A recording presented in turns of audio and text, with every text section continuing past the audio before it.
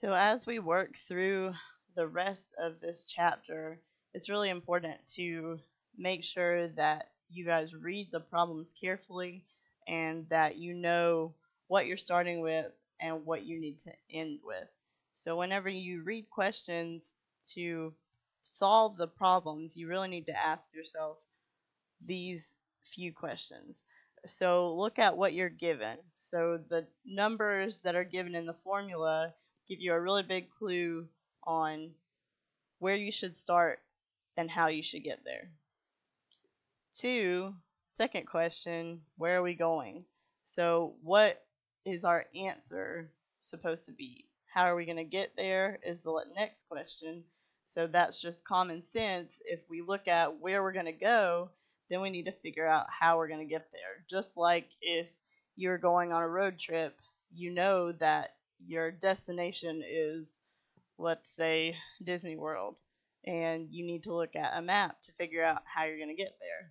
So you can create a map to solve these problems too. And four, final question you should ask yourself is, does this answer make sense? So really just look at the question, look at the numbers that you're given, and see if your answer makes sense.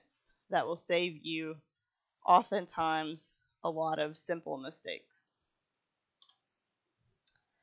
The next section in chapter 3 is 3.6, which is percent composition of compounds. So we can use percent composition to tell us the percentage of each element within a compound. So we're going to just do an example for this because it's the easiest way to really see it.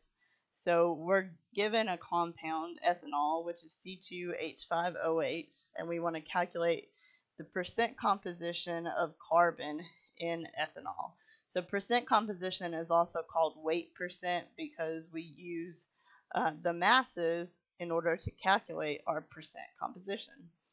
So we need to look at our molar mass of ethanol. So let's go ahead and calculate that. So again, the mass of 1 mole of carbon is 12.01 grams times we have 2 carbon atoms in our molecule. Okay. 1 mole of hydrogen is 1.008 grams times we have 5 hydrogens total. I'm sorry, 6 hydrogens total. 5 hydrogens here and 1 hydrogen there on the end. So this is actually 6. Okay, and lastly, our oxygen, 1 mole of oxygen is 16.00 grams times we just have 1 oxygen in our compound. Alright, so 12.01 grams times 2 is 24.02 grams. 1.008 times 6, 6.048 grams. And 16.00 grams times 1 is just 16.00 grams. Right? If we add those up and round to the proper significant figures, we get 46.07 grams for every 1 mole of ethanol. Okay, so let's calculate the mass percent of carbon. So the mass percent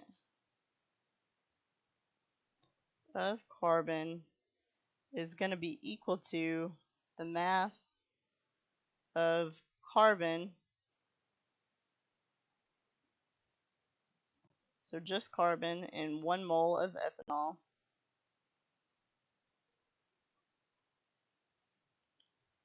divided by the total mass, so the mass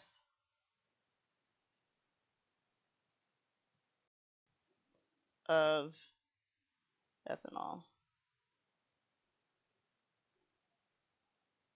mass of 1 mole of ethanol. So that's the total mass of the compound. fix that so you can actually read it. Okay, so now we need to look at our mass of just carbon in 1 mole of ethanol. So that's this number here. We have 2 atoms of carbon times 12.01 grams per 1 mole. So our mass of carbon is 24.02 grams in 1 mole. And our mass of ethanol is this total mass that we just calculated, the 46.07 grams in 1 mole of ethanol, times 100% in order to get it into a percentage. Okay, so 24.02 divided by 46.07 times 100%. So the mass percentage of carbon is 52.14%.